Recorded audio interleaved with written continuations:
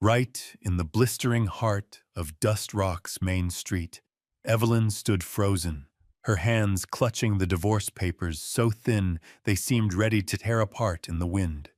Before her eyes, the man who once swore eternal vows now calmly lifted another woman into his carriage, leaving behind the delighted whispers of the townsfolk. The wheels turned, dust rose in choking clouds, burying 3 years of marriage beneath their roll. And in that searing silence, a low voice cut through. He just traded gold for dust. A man stood at the far end of the street, his shadow stretched long across the cracked earth, his gaze steady and unreadable. Back home, another blow awaited her. Empty drawers, vanished savings, a house stripped bare. Yet among the scattered papers, a forgotten letter from her father revealed a secret.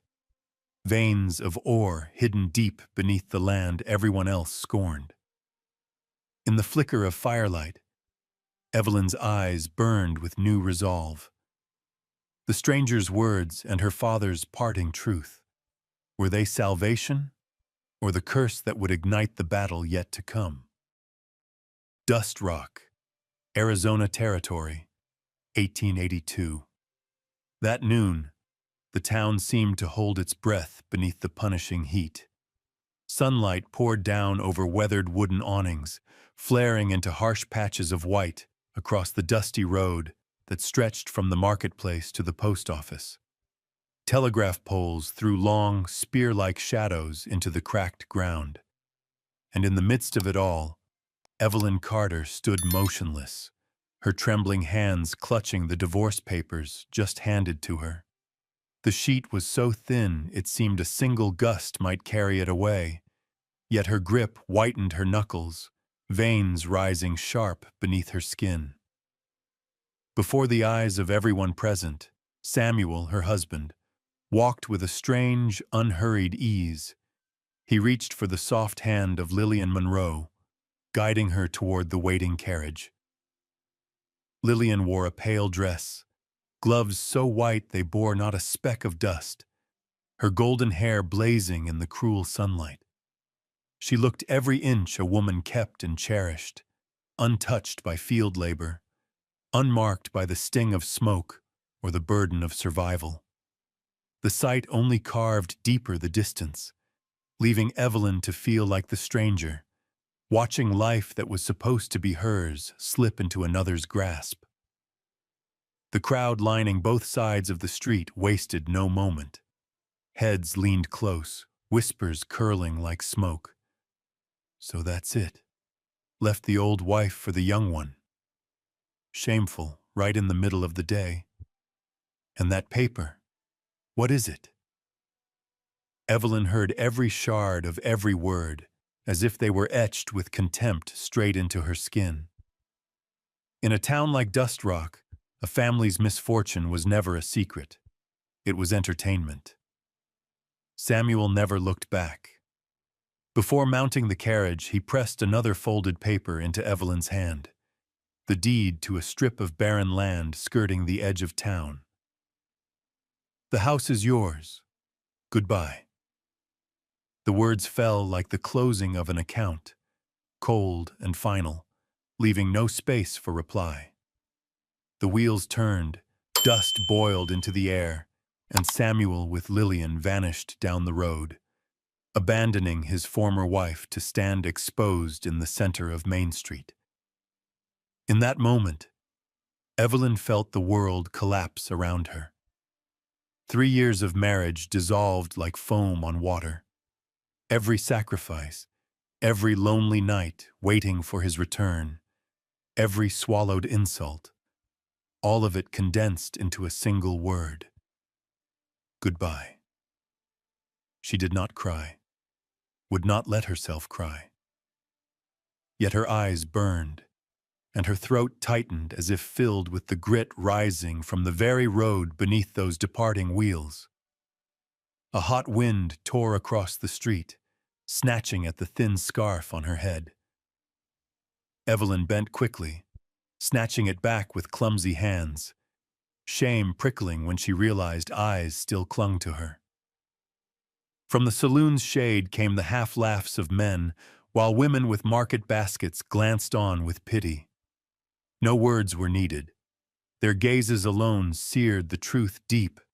Evelyn Carter, discarded wife, had no place left in Dust Rock. Evelyn bit her lip until it bled, turning her back on Main Street, where whispers still drifted like gnats in the heat. Each step she took seemed to drag the weight of 100 eyes, prying into her shame, feeding on her silence. But she never looked back.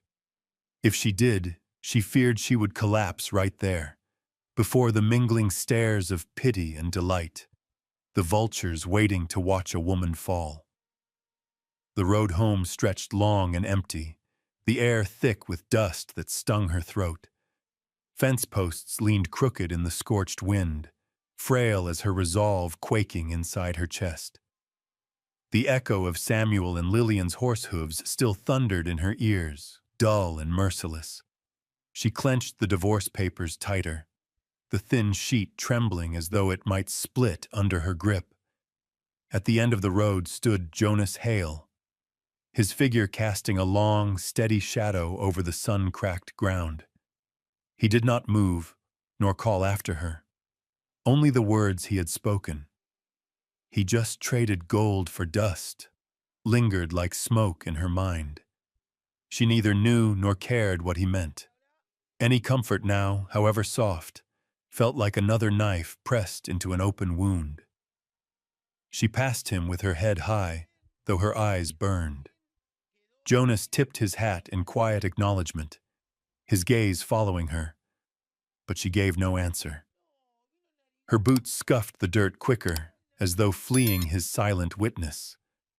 When the weathered gate of home rose into view, Evelyn's chest tightened. The house, poor, cramped, had been her last refuge. Yet the moment she pushed the door open, that fragile hope crumbled. It looked as if thieves had ransacked the place. Drawers torn open, clothes flung across the floor. A clay jar lay shattered, shards glittering in the afternoon light. The table was shoved askew, the cloth stained and ruined. Evelyn stood frozen, palms slick with cold sweat. She stumbled toward the wooden chest where she had hidden her meager savings. The lid hung open, the inside bare. The coins earned from endless seasons of toil, from nights sewing by lamplight, they were gone. Samuel had stripped everything, down to the last scrap. Evelyn sank to the floor, her dress spreading in the dust, the hemline darkened with grime. Her throat seized. A sob broke free, yet she forced it back. She despised tears. Tears only proved weakness. But here, in the hollow silence of her ruined home, no one remained to see, and the bitterness spilled hot down her cheeks. In her daze, her hand brushed an envelope buried beneath scattered papers. The parchment was yellowed, the edges torn, yet the handwriting was unmistakable. Her father's. With trembling fingers, she drew it open. "My daughter." The first line wavered yet carried weight. "If ever you must stand alone against the world, remember this land is more than weeds and stone. Beneath its dust runs another vein, ore I once saw. I never spoke of it, chose silence instead. People will laugh, but I know this land can feed you, if you endure." She read each word as if hearing his voice from the grave. Her father, gone for years, seemed to lay a steady hand upon her shoulder. Samuel hadn't merely abandoned her. He had known. He knew the secret, knew the land mocked by all might yet bear wealth. He left not out of ignorance but calculation, waiting for her to wither, waiting to return when she had no strength left to fight. The thought pierced deeper than any betrayal of the heart. To be cast aside as a wife was wound enough, but to have her bloodline's land, Her father's legacy, threatened by greed, was a death blow. The house groaned in silence, wind moaning through the cracks, floorboards creaking like lament. Evelyn sat long with the divorce decree in one hand, her father's letter in the other, one severing the past, the other binding her to a future. Both weighed so heavy she thought her breath might break. Night fell. She gathered what remained, set the hearth alight, its glow trembling across battered walls. In the flame she saw her father's face, lined and weary, yet steadfast. She whispered, as if he could hear, "I'll keep it. I won't let him take it from me." Outside, the Arizona sky stretched black, full of stars yet edged with menace. The night wind swept chill dust around the leaning fence posts. Evelyn stood in the doorway, the letter clutched tight. She didn't know where Samuel had gone, nor when he would return, but she knew this much. The land was now both curse and inheritance. It demanded she fight for it. She drew a breath, filled with the taste of dust and ash. Her cheeks still damp with tears, but in her eyes burned steel. Evelyn Carter had lost a husband, her savings, and her peace. But she had not lost herself, nor the land her father entrusted. In the whistle of the night wind, she thought she heard distant echoes, hooves, wagon wheels, Samuel's laugh twined with Lillian's. Yet she no longer trembled. Tomorrow would be different. For from this moment, Evelyn understood. Her life, her future, and this land would never again be dust. After a long night clinging to her father's letter, Evelyn knew there was no turning back. Samuel had gone, yet his shadow lingered like a restless ghost, leaving behind not only a ransacked home, but a life branded with the mark of abandoned woman. In a town like Dust Rock, that brand was a sentence carved deep, shutting every door before her hand could reach the latch. The first day, Evelyn went to the dressmaker's shop at the corner of Main. Bright fabrics dangled from the rafters, needles catching the midday sun. Mrs. Marigold, the proprietor, had known Evelyn back when she was Samuel's wife, yet her glance slid coldly past her now, as though Evelyn were no more than an unwanted shadow. Evelyn steadied her voice, asking for work, any work, even mending seams or sweeping floors.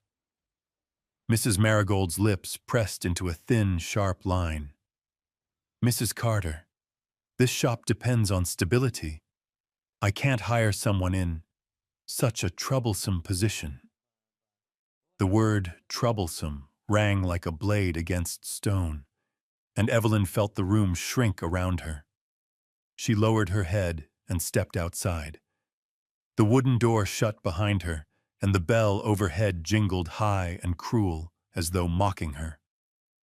On the second day, she tried the Dust Rock Hotel. The polished counter gleamed. A vase of flowers sat beside the service bell. The owner, a round man with sweat-damp hair, gave her one appraising look before shaking his head, not even letting her finish her plea. "We're not hiring, and even if we were, travelers don't take kindly to, well, a woman alone." His forced smile barely covered the disdain in his eyes. Evelyn pressed her lips tight, turned, and walked away, her shadow trailing long across the tiled floor. The days that followed blurred into humiliation. She knocked on every door she could find. The grocer said lifting crates was men's work. The cafe had its staff and no room for trouble. The livery stable wouldn't let her pass the gate. Each refusal was followed by murmurs that drifted behind her like grit in the wind. Abandoned woman. The three words stung sharper than the desert sun. By week's end, Every step along Main Street felt like treading broken glass. Dust clung thick to her hem, her hair tangled, her throat parched. She felt small, faded, like a shadow erased in the glare. On Saturday afternoon, she sank onto the steps of the old church. The bell tolled from the tower, the sound rolling across the dry valley. She closed her eyes, drawing in a deep breath, yet her chest stayed heavy. Pride had kept her upright in the marketplace, but pride alone could not buy bread or stoke a fire. In her despair, Samuel's laugh seemed to echo, jeering in her mind. Evelyn bit her lip and shoved it away. He had stolen enough. She would not let him steal the last shred of her faith. The next morning, as she walked the main road again, searching for work, hoofbeats sounded behind her. Turning, she saw Jonas Hale astride, his horse, seated with a steady posture, blue eyes shaded beneath the brim of his hat. He reined in, stopping before her. There was no pity in his gaze, no prying curiosity, only a quiet steadiness. "Work's hard to come by here," Jonas said, his voice low and rough, like sand scoured by wind. Evelyn meant to answer curtly, to keep her guard, but something in his eyes softened her. It was not the stare of a gossip, but of a man who had known loss. "Every door's closed," she admitted, her voice cracked and dry. Jonas nodded, silent a beat, then said, "Heard the school needs help. More children now. Old Turner can't manage." Evelyn's head lifted. "The school?" she murmured. For a moment memory swept her back to Ohio, the chalk dust fine between her fingers, the dark board gleaming, the sound of children's voices stumbling through their letters. It had once been her only joy in youth. "You could try," Jonas said, watching her carefully. "Children don't care whose wife you were. They just need someone to teach them." Her hands clenched tight. That simple suggestion flickered like a crack of light through a boarded window. But doubt followed fast. Would the town council entrust its children to a woman cast aside? Would parents send them to learn from her? She gave no answer, only lowered her head and walked on, leaving Jonas still and silent on his horse. Yet in her chest, a small seed had been sown, a seed of fragile hope. That afternoon, Evelyn stood before the little schoolhouse behind the church. Its clapboard walls bleached gray, its shingles curled with age, windows thick with dust. From inside came the rasping cough of Philip Turner, the weary old teacher, his voice faltering as he read aloud to the crowded room. Evelyn gripped the strap of her worn satchel, her heart hammering. She wasn't sure she had the courage to knock. But when she glimpsed the eager eyes of the children packed inside, their voices rising in scattered chorus, she knew, if anywhere would take her, it would be here. She raised her hand and knocked 3 times on the weathered door. The first days at the schoolhouse were a trial, yet they stitched Evelyn back into the fabric of life. The little wooden room behind the church leaned and creaked, its walls sun-bleached, its shingles loose, its windows rattling in the wind. Still, each morning as the church bell tolled, children swarmed in, their patched clothes no match for the glow in their eyes. Their eagerness was enough to make Evelyn forget the sneers of Main Street. She took up a stick of chalk and pressed it to the scarred blackboard. Her hand trembled, but the chalk bit firm, A, B, C. The children echoed, their voices uneven, a jumble of tones. Yet to her, it was a hymn that filled the room. For that moment, she was not the abandoned woman, but a teacher, useful, needed. Days passed in rhythm. Chalk dust by morning, weary fields by evening. The land was no kinder than before, hard, stony, water scarce. But she no longer faced it alone.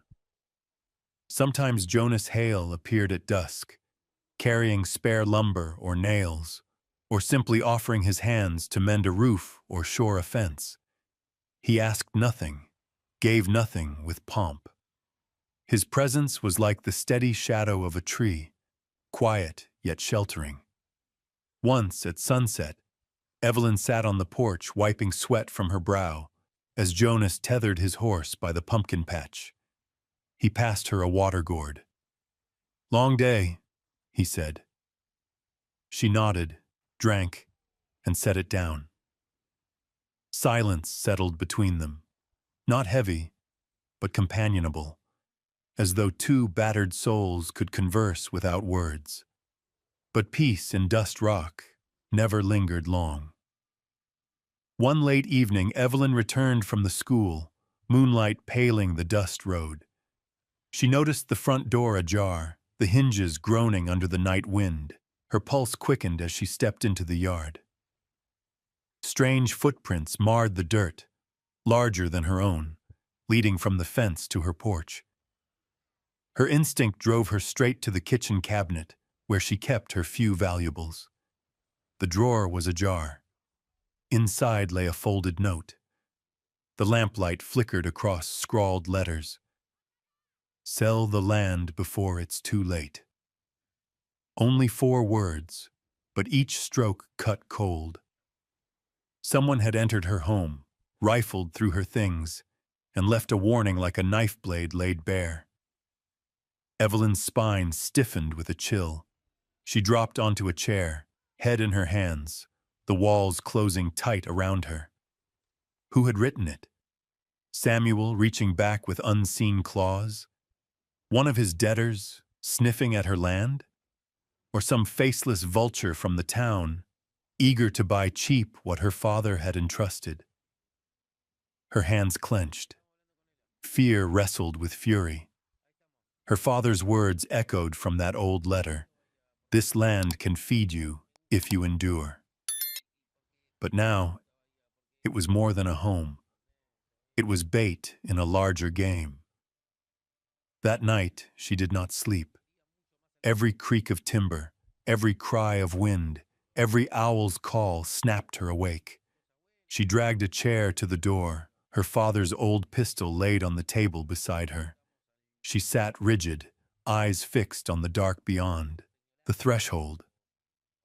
The lamp flame jumped and swayed, and each shift made her heart seize, half expecting a figure to step from the shadows. By dawn, her eyes burned red from the vigil. The rising light fell across the note still lying on the table. She picked it up again. The fear of night had cooled into iron resolve. Whoever had sent the message thought to scare her off. Instead, they had struck flint on steel. She folded the note carefully and slid it into the cracked spine of her old Bible. It would stay there as proof, and as a reminder, enemies circled outside. At the school the next day, Evelyn still smiled, still wrote each letter, still guided each trembling hand. But beneath her calm, ice had formed, a new habit of listening for steps behind her, of reading each glance, measuring friend and foe. That evening, Jonas was waiting with his horse at the gate. He tipped his hat and said quietly, "Road's empty this time of day. I'll ride with you." She wanted to refuse, but his steady look held her. They rode together in silence, the drum of hooves keeping her company. When she reached home, Evelyn pushed open the door and breathed deep. The shadows inside no longer held the same terror. If another night came, she would face it. If Samuel returned, if nameless hands reached for her land, she would stand. She sat on the porch as the dark fell, moonlight silvering the fields. Between her fingers, she rolled a stick of chalk from the schoolhouse, its white surface gleaming in the night. By day, it gave children their letters. By night, it reminded her she still had worth. A dog barked far across the plain. Evelyn's hand slipped to the pistol tucked nearby, but she no longer shook. Her eyes sharpened with resolve. Into the dry wind she whispered, "Come, if you dare. I'm not leaving." For another woman, the note might have been ruin. For Evelyn, it was proof that the land was worth fighting for. And fight she would, until the end. Autumn came late to Dust Hollow. The wind carried the tang of wood smoke and the brittle crackle of fallen leaves, twisting along the dirt road that wound toward town. Evelyn had grown accustomed to the steady rhythm of her days. Chalk-dusted hands at the schoolhouse, the soft murmur of children reciting letters, the quiet solace of evenings spent mending fences or watching Jonas wordlessly patch a roof. The routine stitched her wounds together, thread by thread. But that day the air shifted. She saw him first as a silhouette leaning against McAllister's saloon porch. Samuel. His same leather coat clung to thinner shoulders, his face hollowed, the eyes dark and stagnant as a waterhole gone foul. He looked at no one but Evelyn, lips curling into that old familiar smirk, the smile of a man who once believed the world itself bent to his hand. The rumor spread quicker than prairie fire. Samuel had gone bust in Phoenix, tangled in a failed horse smuggling deal.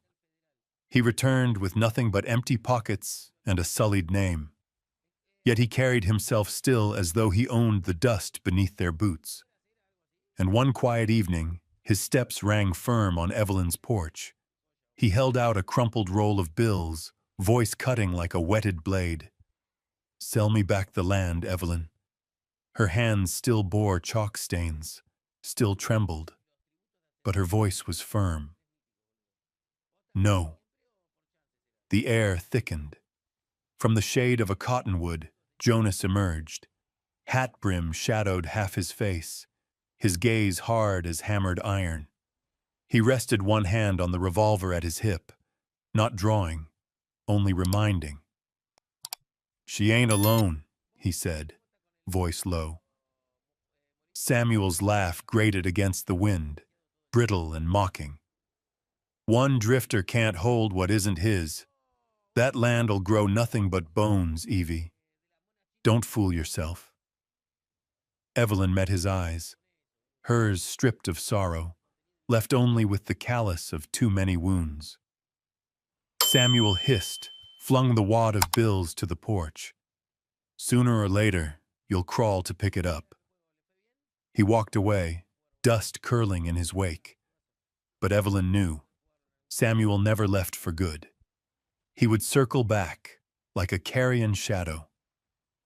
Days after, the threat hung in the air. At night, the wind through her rafters seemed to carry whispers, as though unseen watchers lingered beyond the fence. Sometimes Jonas bedded down on the porch with his rifle cradled in his arms. She never asked, only left a steaming cup of coffee on the kitchen table, an unspoken pact between two souls. One evening, Evelyn handed Jonas her father's old letter. He wrote of a vein beneath this land. Maybe Samuel knew. Maybe that's why he won't let go. Jonas scanned the faded ink, his eyes darkening. "If there's ore here, it won't just be Samuel. Others will come. You'd best be ready." Evelyn nodded. She had learned not to lean on anyone but herself. Yet when Jonas said we must prepare, the word did not weigh her down. It steadied her. A week later, Samuel returned, this time with 3 hard-faced strangers at his back. Their pistols hung loose, eyes sharp with menace. Horses snorted at Evelyn's gate. "Land ain't worth dying over, Evie," Samuel called, his voice honeyed with poison. "But I know you're stubborn, so I'll say it once more. Sell or—" He left the rest unsaid, but the glint in the men's eyes carried the meaning clear enough. Jonas stepped from the house, rifle cocked, stance unshaken. He didn't shout, didn't bluff. He simply stood, a wall of steel between Evelyn and the pack. For a long moment, 4 sets of eyes locked in a silence heavy as storm clouds. Samuel barked a laugh, motioned his men back. "Not today. But remember, Evie, shadows last longer than the light you burn." They rode off, dust boiling behind them, hooves drumming into the valley. Evelyn bit her lip until she tasted blood. "He'll be back, Jonas. I know it." Jonas's hand pressed her shoulder, a brief, solid wait. "And I know next time, we'll be ready." That night, Evelyn lifted the lid of her father's trunk. Beneath old cloth, she found a small pouch of dark stones, flecked with a faint metallic sheen. Not gold, but promise enough. Proof that Samuel's hunger was not baseless. Fear shivered through her. If word spread, the whole town might turn its gaze toward her land. Yet alongside the fear bloomed a spark of hope. The earth her father entrusted was not only burden, but chance. She closed the trunk and doused the lamp. In the dark, her heartbeat thudded steady against the hush of the plains. On the porch, Jonas's silhouette sat unmoving, rifle across his knees, a quiet vow. The October wind swept across the prairie, carrying the scent of wood smoke and scorched grass. Evelyn stepped into the schoolhouse, a stick of chalk trembling faintly between her fingers. The children's eyes turned toward her, innocent, but not untouched by the whispers their parents carried home. At times, while she wrote on the blackboard, she felt their gaze linger, a mix of wonder and uncertainty.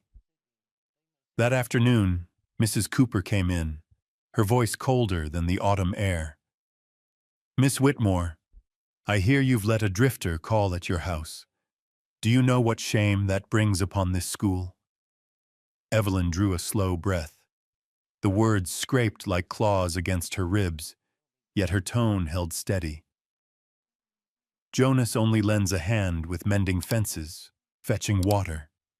I don't see how decency turned into disgrace." Mrs. Cooper said nothing more, only sniffed, turned on her heel, her footsteps pounding heavy as judgment. Silence weighed thick in the little room, pressing even the chalk dust into stillness. That night Jonas arrived, dropping firewood at the porch before settling into a chair. Evelyn told him in a voice barely louder than the wind.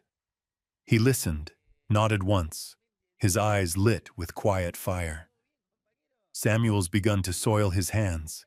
If he can't buy with coin, he'll buy with tongues." Evelyn's fingers tightened around the folded note she kept hidden in her coat pocket. "Sell the land before it's too late." The threat no longer drifted like smoke. It had shape now, in the mutters at market stalls, in the sidelong looks at the cafe, in the parents who withdrew their children. The next morning, the town council summoned her. The meeting room smelled of pine sap, the lamplight dim against darkened boards. 5 men sat around the long table. At their head was Mercer, a merchant whose milky eyes still gleamed with calculation. "Miss Whitmore," he began, "we've heard troubling rumors. A school teacher who entertains a vagrant. What example is that? Parents trust you with their children. They expect honor." Evelyn clasped her hands before her skirt, standing tall. Through the door, she glimpsed Jonas, his gaze steady as a shield. "I teach with knowledge and care," she said evenly. "If all that is dismissed because a neighbor lends help, then perhaps honor is no more than a mask for something else." A councilman drummed restless fingers on the table. Mr. Harris, the grocer. Sweat dotted his temple, his eyes avoiding hers. Evelyn remembered. Harris owed Samuel. Old debts, likely bound tight in Samuel's ledger. Her voice cut clear. Is this about honor? Or about men who owe Samuel Hale, smearing my name to settle their debts? The room jolted. Harris blanched, stammering denial. Mercer's frown deepened, but he did not refute her. None of them expected a woman to cast their shame in daylight. When Evelyn stepped from the council hall, the crowd had gathered, faces sharpened by suspicion, curiosity, even anger. Jonas moved to her side, silent, his hand lifting to block the wind so she could pass. In their eyes, she saw Samuel's shadow, lurking like a patient predator. That night she sat by her lamp, her father's letter spread before her. The words, faded yet strong, whispered again. Beneath this barren soil lies a vein. Whoever knows will try to take it. Her fingers brushed his signature, as though he were still there, warning her. Jonas sat opposite, hat in hand, his voice low. He'll press harder, not just for the land. He'll grind your name until you're forced to sell cheap.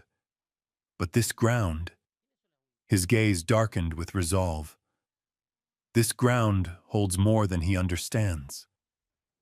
Evelyn met his eyes. In them she found something unshakable, and for the first time her burden did not feel solitary. The storm of gossip worsened in the days that followed. Some parents pulled their children, yet others stood quietly at her side. Widow Miller whispered as she left her son at the door, "Don't let them scare you. I believe in you." That single thread of faith, woven with Jonas's steadfast presence, became a flame that held Evelyn upright. Samuel wanted her broken, but the more he pushed, the deeper she rooted herself into the land her father left. Then came the next strike. One evening she found the window pried open. Nothing stolen save her peace. On the table lay a single stone, and tied beneath it, a note. "We will take it, whether you will or not." Her hand clenched tight. This was no longer whisper, but declaration. Yet instead of fear, heat rose in her chest, a fire fierce and cold. Outside, Samuel could buy and bribe, smear and threaten. But Evelyn knew, dirty hands could never soil what her father had given her, truth. And that truth, she swore, she would guard with her very blood. The wind rose early, dragging its mournful howl across the prairie, lashing against the brittle boards of Evelyn's house as though determined to tear it down. The sky sagged low, thick with gray, so heavy even the birds kept to ground. All day thunder prowled in the distance, its rolling echoes like the footfalls of something grim approaching. By nightfall the storm broke, rain pounding the roof in wild torrents, seeping through cracks, flooding the air with the raw scent of wet earth. Evelyn placed tin basins beneath the leaks, her sigh lost in the clamor. She knew this night would be long. A sudden knock rattled the door, almost swallowed by the storm's roar. Before she could answer, it swung open. Jonas, rain-soaked, his shoulders burdened with rope and oilcloth. His face was gaunt from wind and weather, yet his eyes burned steady. Without preamble, he strode through, moving straight to the back of the house to lash the shutters and brace the roof. Evelyn pulled on her cloak, lifted the lantern, and followed. Its glow revealed rain coursing down his jaw, the set of his mouth firm as he tied each knot with the precision of a man who knew lives depended on it. When the work was done, they returned inside. The small kitchen glowed faint with embers, the fire nearly gone. Evelyn fed the stove until flames leapt bright again, painting the worn room in warmth that clashed with the fury outside. Jonas dropped heavily into a chair, his breath ragged but uncomplaining. She poured a cup of ginger tea, slid it across the scarred table. Silence filled the space. Beyond the walls, the wind battered, rain hammered, but within only the fire's crackle spoke. Evelyn sat opposite, her fingers clutching her skirt to steady the tremor. So many times she had swallowed words. Tonight the storm seemed to tear away her last defense. Her voice was quiet, but it did not waver. Do you know what it is to be left behind? To stand in the middle of a crowd, in the middle of a life you thought you built together, and suddenly realize you are alone? Jonas set down the cup, his gaze fixed on the fire. Evelyn's words poured out like the rain against the eaves.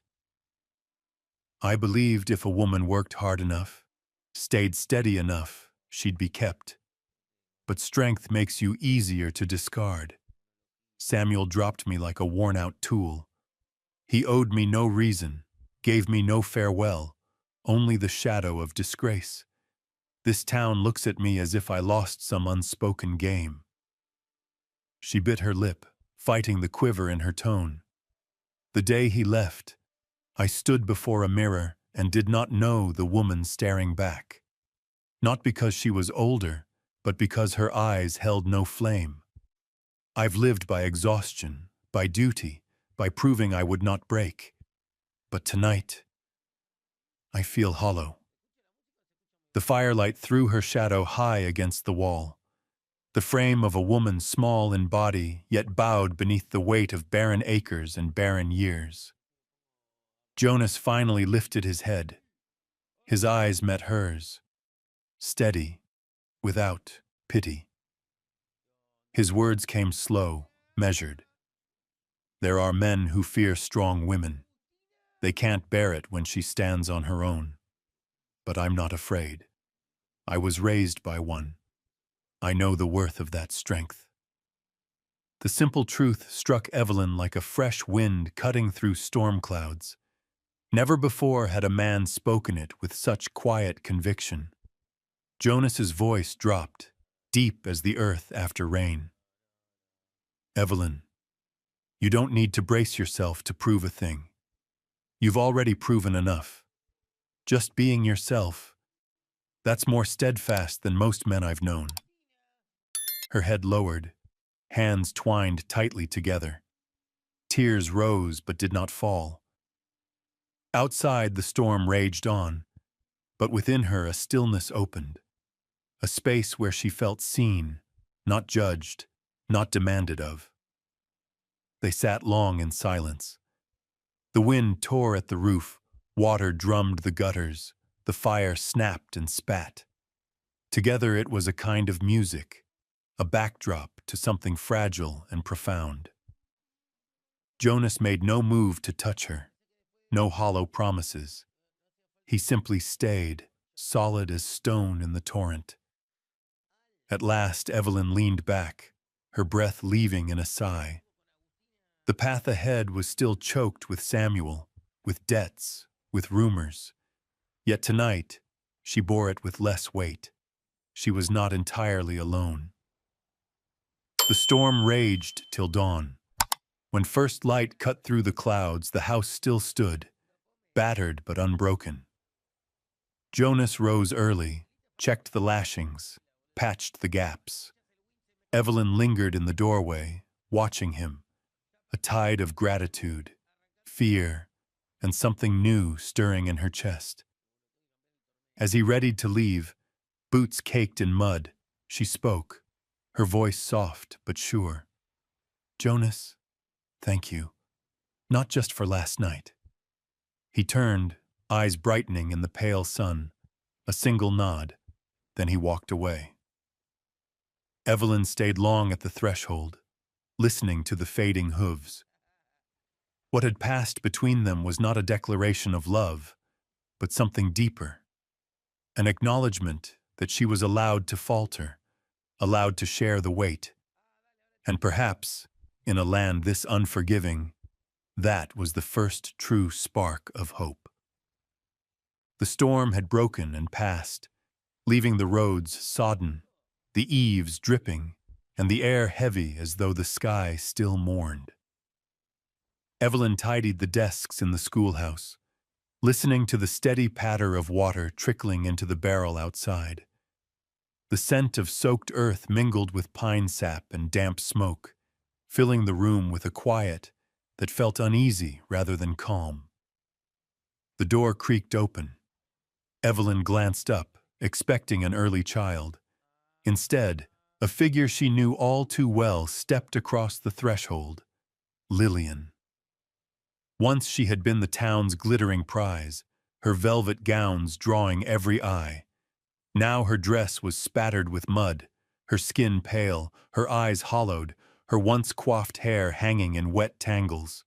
Evelyn froze, torn between the impulse to turn away and the weight of memory that held her still. "Evelyn," Lillian's voice rasped, raw as if she hadn't slept in days. She stood in the doorway, trembling, a bird beaten off course. Evelyn set down the chalk.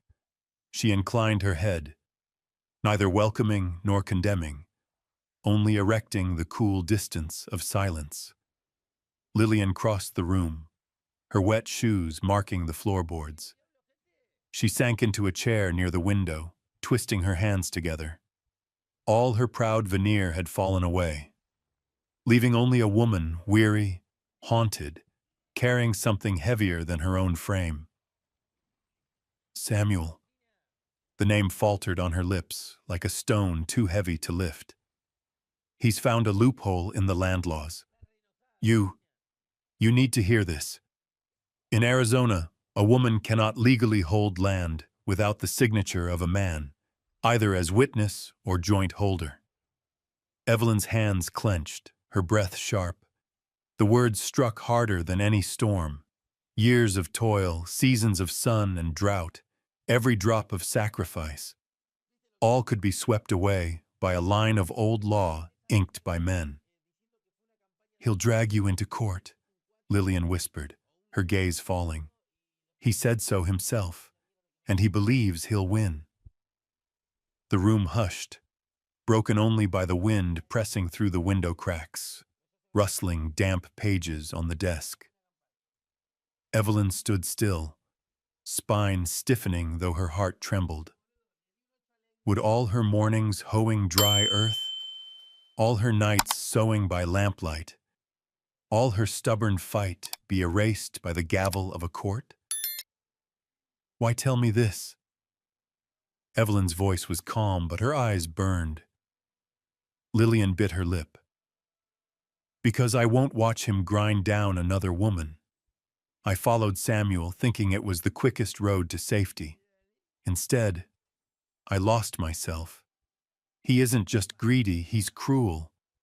He'll break you as he broke me." Silence hung. Evelyn studied her. No longer the proud rival, no longer the woman who once basked in Samuel's arm. Here sat only Lillian undone, wrung dry like cloth left too long in the sun. Outside, hoofbeats echoed faint on the muddy road, reminding Evelyn the world did not halt for anyone's fear. She drew a chair, sat opposite. "Do you regret it?" she asked softly. Tears glistened in Lillian's eyes. "Some regrets can't be mended.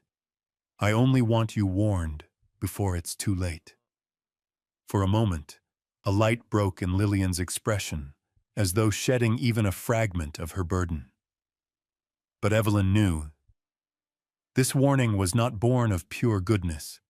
It came from a woman who had walked through hell, now reaching for a sliver of her soul. Evelyn breathed deep, her gaze turning to the horizon beyond the rain-streaked glass. Clouds still lingered, but faint light edged the distance. Whatever the law decreed, whatever Samuel schemed, She was no longer alone. Jonas stood at her side, and now even an old adversary returned, bearing witness of what lay ahead. "Thank you for the warning," Evelyn said, quiet but steady. "But I will not yield. If he drags me to court, I will walk in with my head high." Lillian lowered her eyes. Perhaps in that instant, she glimpsed something she herself had never possessed: the strength to stand tall while the ground shook. A ray of sun broke through, striking the blackboard, where chalk letters still smudged. Evelyn felt her heart no longer beat with dread, but with resolve. Samuel could wield law, wield rumor, wield men, but he could not uproot what she had sown. When Lillian left, her steps faltered, her silhouette wavering in the misting rain. Evelyn watched, her chest stirring with pity yet held apart by distance. That woman had been the embodiment of choices gone wrong, and now the bearer of warning, reminding Evelyn the road ahead would be harder still. In the schoolhouse, the oil lamp flickered over unfinished sums on the board. Evelyn lifted the rag, wiping them clean, but the words Lillian spoke could not be erased. That night, when Jonas came with a bundle of firewood, she told him everything. He said little, only rested his hand on her shoulder, firm as a vow unspoken. In his eyes, Evelyn saw what neither storm nor Samuel could steal: faith. Outside, another brief shower swept the valley, but inside her chest, a fire burned bright, the fire of a woman who would not bow, not even to law, not even to greed. Just as Lillian had warned, Samuel struck. He hired a lawyer out of Prescott, a man notorious for twisting words until they strangled the truth. The news rippled through Dust Hollow faster than wildfire, carried on every porch and through every saloon. The town split clean in two, merchants and creditors nodding at Samuel's promises, while the poor, though silent, quietly willed Evelyn to prevail. In those days, the schoolhouse became the town's uneasy center. The children still laughed and recited, but outside their parents whispered. Some muttered that women holding land threatened order. Others sighed that Evelyn tended her fields better than any man had. Every dismissal rang in her ears as she walked home, each rumor a paper blade slicing thin against her heart. Jonas was always waiting on the porch, silent, steady. He took her satchel each evening, walked the road beside her. His silence did not weigh her down. It steadied her like a promise. One night, under a sky thick with storm clouds, Jonas knocked at her door. The kitchen lamp burned low, its glow falling across papers spread wide. Writs, petitions, forged claims, every cold phrase of law set against her. Jonas lingered at the threshold, hat in hand, as if honoring her space. Then his voice came, low and roughened by mountain wind. "Evelyn, marry me, if you will. Not for Samuel's sake, but because you shouldn't face this fight alone." The words cut to her deepest fear. Her heart jolted, at once warmed and seized. She had long seen the truth in Jonas's gaze, in the quiet labor of his hands. Yet love carried chains as well as comfort. She remembered the day her first husband walked away, leaving her with debts and scorn. To her, marriage had been a snare once, a prison built of vows.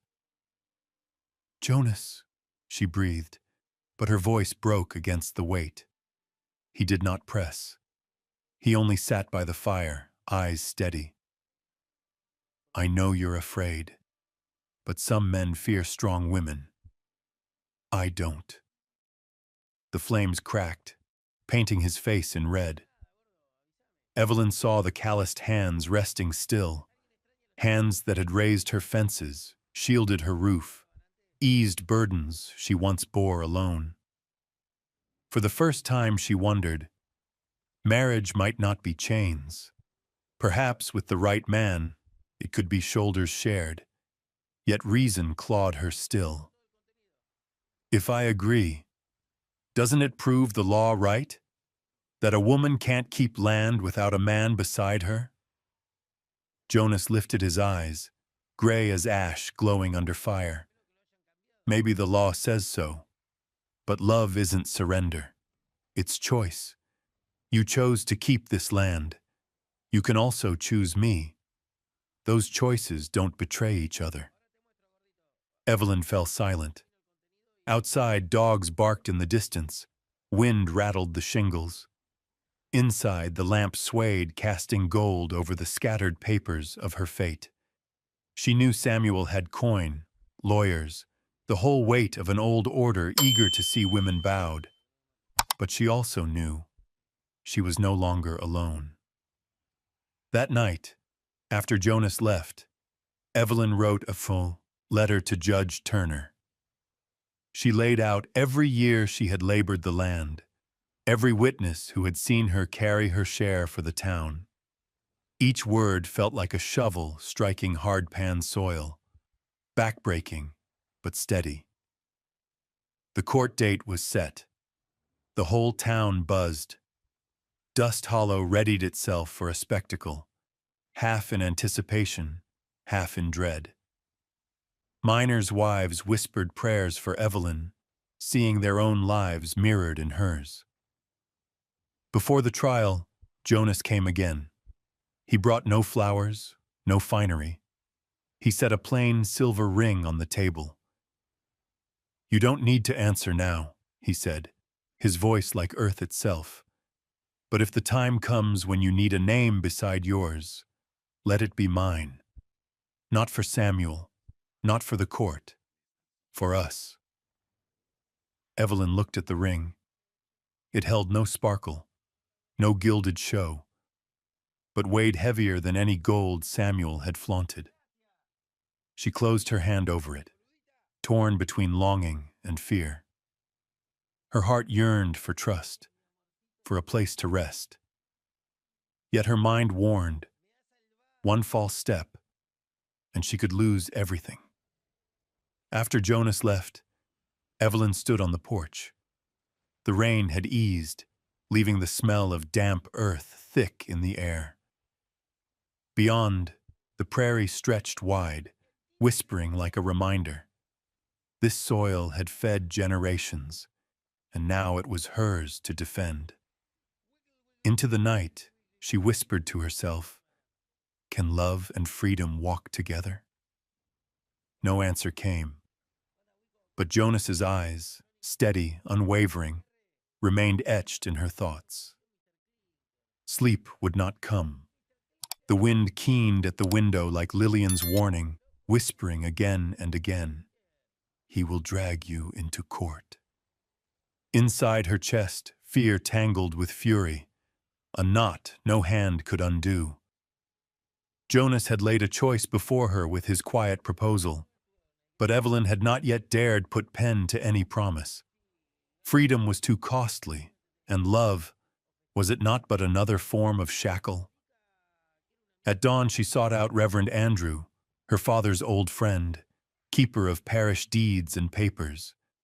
His study smelled of dust and pine, crowded with hymnals and ledgers.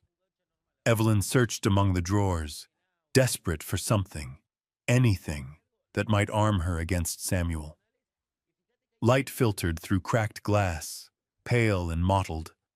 In the lowest drawer, her fingers found a packet of worn parchment, the edges frayed, the ink smudged yet legible.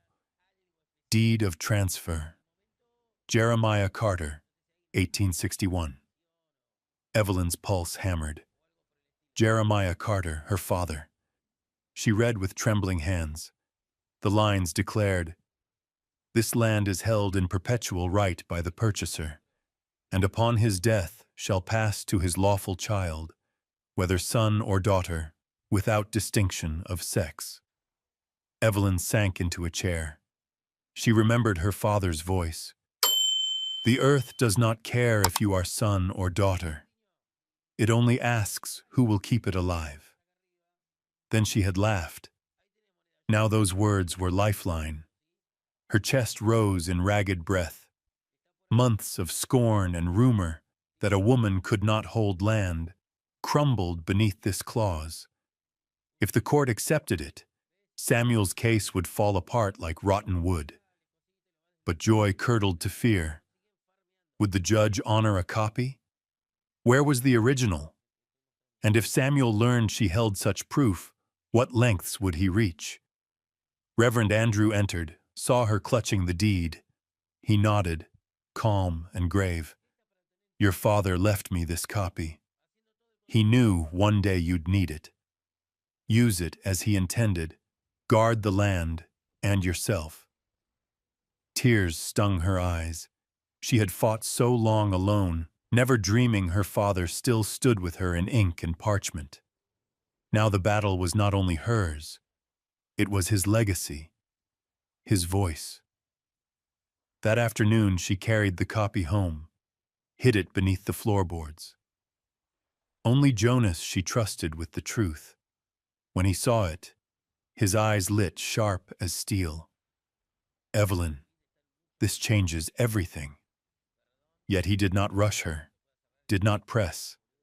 He only set his hand firm on her shoulder. Don't fear. I stand with you, but the choice is yours. The contrast shook her. Samuel pressed, schemed, coerced. Jonas offered only freedom. Perhaps love was no chain. Not with this man. Word spread fast that Samuel's hearing was set.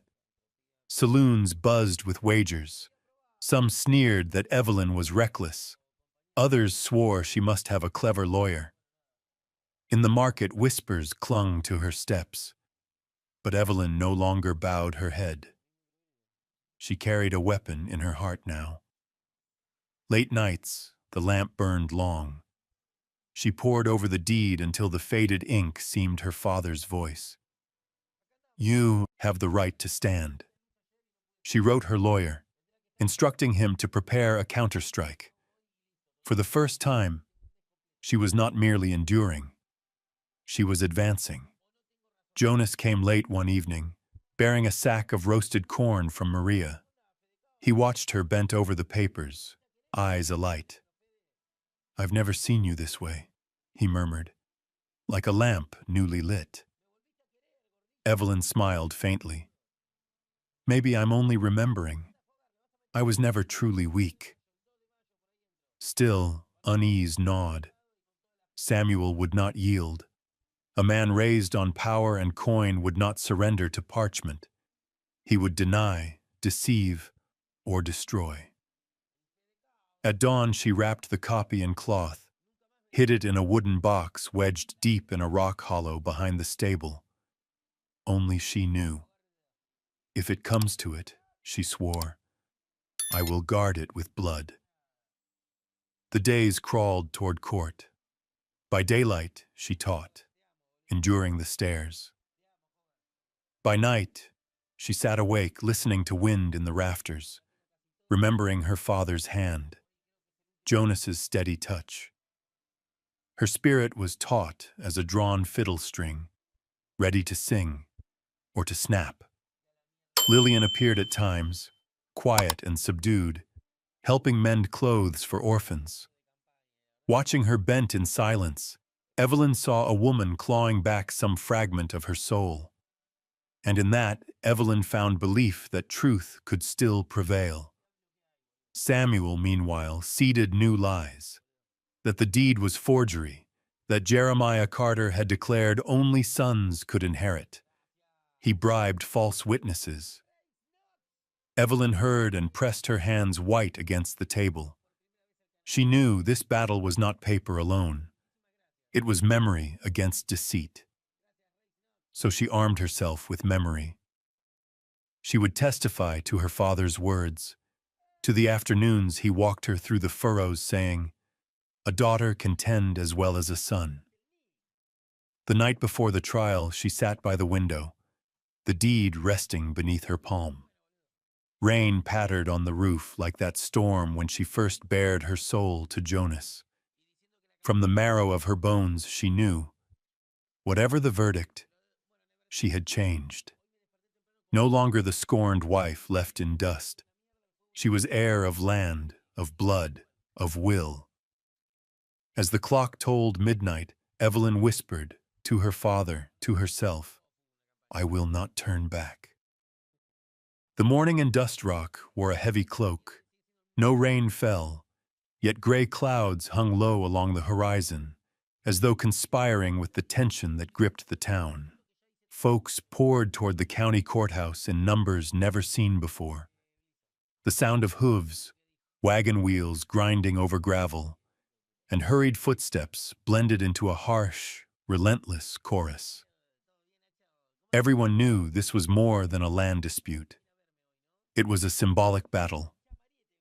Could a widow stand equal to the men who held power in these parts? Evelyn wrapped herself in a dark brown cloak, clutching the brittle papers she had uncovered in the parson's house. Jonas walked beside her, broad-shouldered and steady, a pillar she leaned on while her heart thundered with unease. As they climbed the wooden steps, whispers stirred the air. Some held doubt, some pity, and others a spark of encouragement. Evelyn drew in a long breath, recalling Jonas's quiet words from the night before. "You're not walking in there alone." Inside, Samuel was already seated beside his lawyer, a lean fellow with slicked hair and a voice polished smooth as oil. Samuel lifted his chin, his eyes sweeping over Evelyn with defiance. Lillian sat at the far end of the benches, her face worn from months of swallowing bitterness. She didn't look at Samuel. Instead, her gaze drifted toward Evelyn, a faint glimmer of hope flickering that perhaps, at last, truth would be spoken. The judge struck his gavel. The sharp crack of wood echoed like an axe against dry earth. The trial had begun. Samuel's lawyer rose, his voice ringing as though rehearsed a dozen times.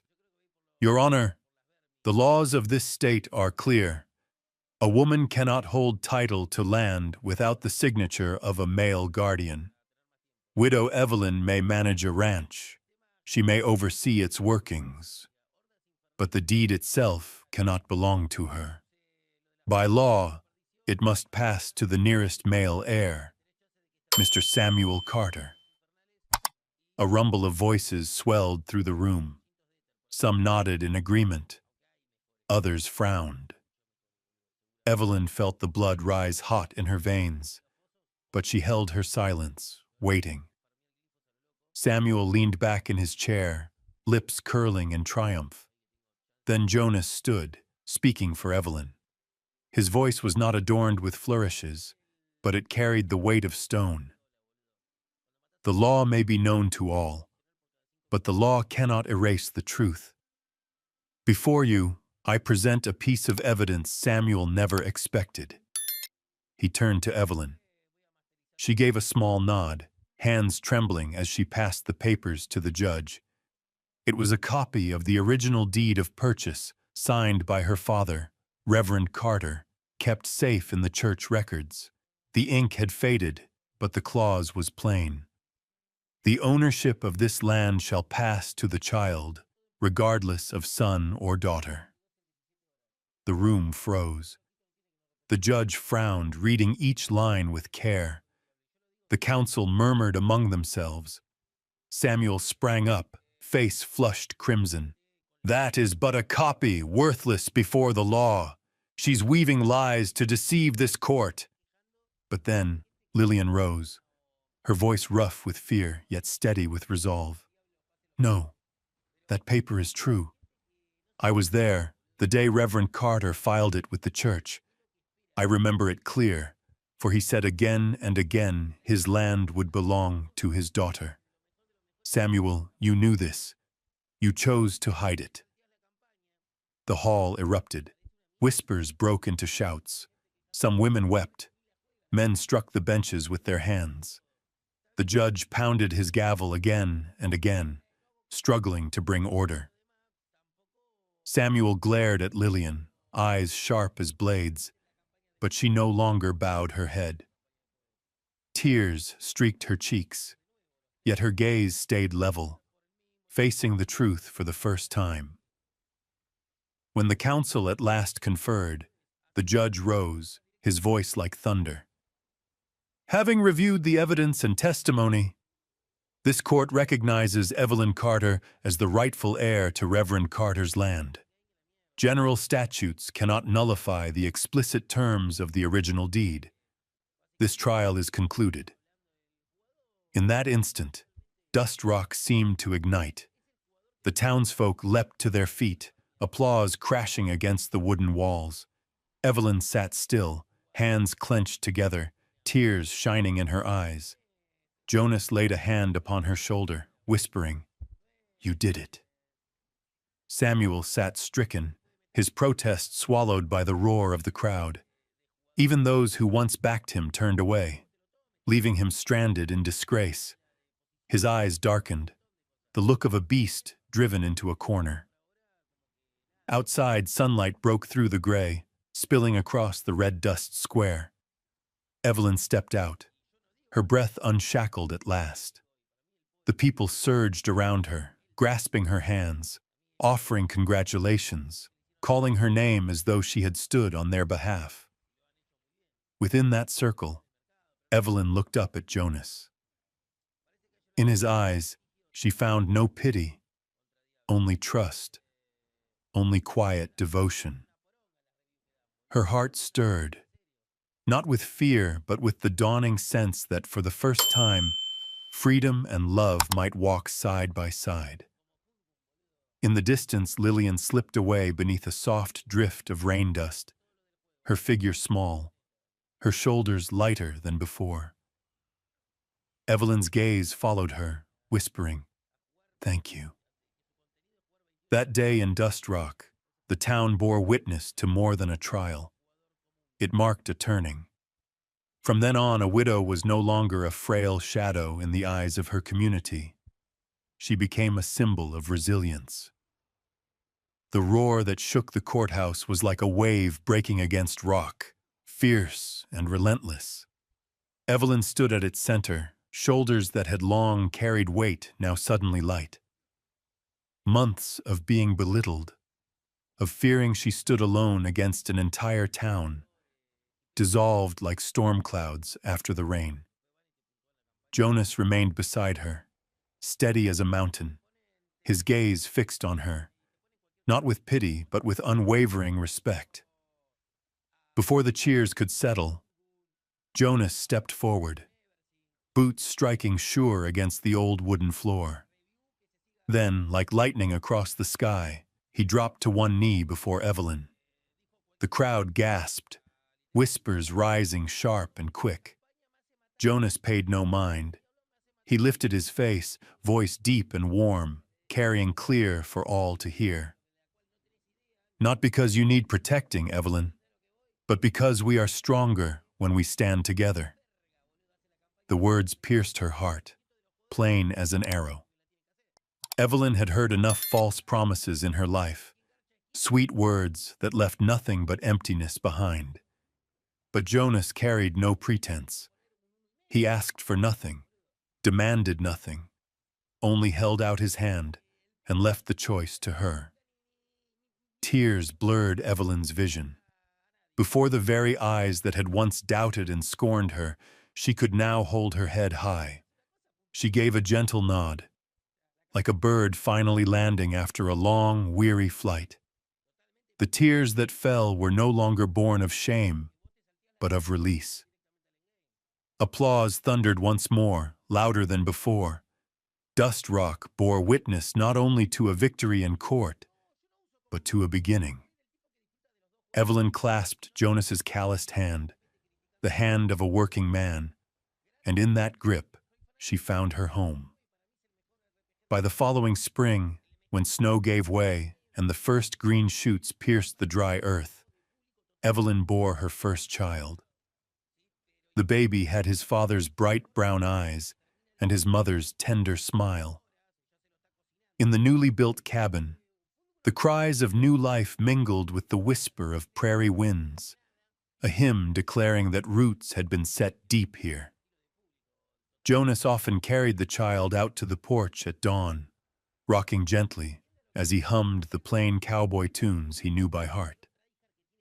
Evelyn sat nearby, her hands busy with sewing or folding cloth, but her eyes never strayed far from father and child. In those quiet moments, she understood how simple life could be, and how complete. The land once deemed barren now yielded growth.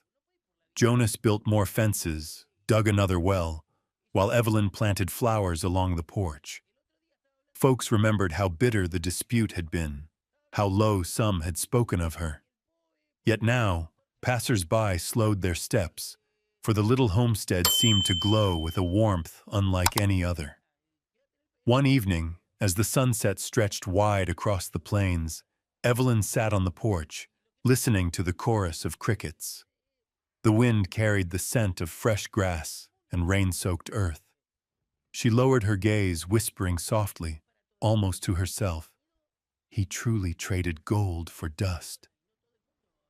There was no spite in her words, only quiet truth. Samuel had thought her worth no more than a bargain, that a forsaken woman could do nothing but endure. But he had been blind. For beneath all the dust, Evelyn had found pure gold, love, family, and freedom. That spring, the town gathered at their ranch for celebration. Neighbors brought pies and jugs of cider, filling the place with laughter. They no longer looked on Evelyn with doubt, but with respect. An old woman clasped her hand, her voice trembling. "You showed us not every woman needs a man to lean on, but sometimes, choosing the right man changes everything." Evelyn only smiled. She knew happiness was not measured by defeating others, but by standing firm on her own 2 feet, and still opening her heart to love. The days that followed flowed in rare peace. Yet whenever she looked across the fields, Evelyn remembered that battle. It reminded her that power, wealth, and status could scatter like dust. Only steadfastness and true love endured, gleaming like gold beneath the prairie soil. So it was that Evelyn's story, the woman once abandoned, once forced low, was passed along at gatherings in Dust Rock. Folks told it like a small legend, how, in a place thought to hold only dust and stone, a flower bloomed, and the whole field was changed. Evelyn heard these tales, sometimes smiling, sometimes moved to tears. But deep down she knew she needed no praise. All she wanted was to see her child grow, to hear Jonas's boots cross the porch at dusk, and to know that no matter the past, this present was theirs. From the dust of her darkest days, Evelyn had found something more precious than any treasure. And Dust Rock, once full of doubt, now carried a new faith, that love and justice together could turn barren earth into a harvest of gold. Perhaps in its old age, Dust Rock would still tell this story, of a woman who held fast, of a love found in hardship, and of the power of memory to light the path forward. If you've ever held memories tied to the land, to family, or to a love that seemed fragile yet proved stronger than time itself, please share your thoughts down in the comments. And don't forget to hit like, share, and subscribe so we can keep the fire burning for these heartfelt stories of the Wild West.